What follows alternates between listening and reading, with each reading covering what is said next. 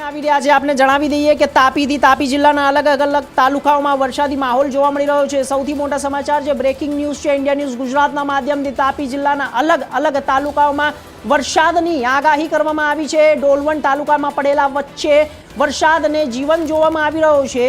ડોલવણમાંથી પસાર થતી ઓલણ નદી અને ખેડૂતો માછીમારો કરતા લોકોમાં આનંદ, જ્યારે નવા નીર આવ્યા છે પાણીની અંદર અને વરસાદની આગાહી આઈએમડી તરફથી આપવામાં પણ આવી હતી અને વધુ વરસાદ પણ આ વખતે વરસવાની શક્યતાઓ સેવાઈ રહી છે। સૌથી મોટા સમાચાર છે ઇન્ડિયા ન્યૂઝ ગુજરાતના માધ્યમથી આપને આપીએ છીએ। તાપી જિલ્લાની વાત છે। ડોલવણ તાલુકામાં પડેલા વરસાદ વચ્ચે જ્યારે નદીઓ જીવન દેખાઈ રહ્યું હોય તેવું લાગી રહ્યું છે, જ્યારે આ દ્રશ્યો પણ સામે આવી રહ્યા છે। તાપીથી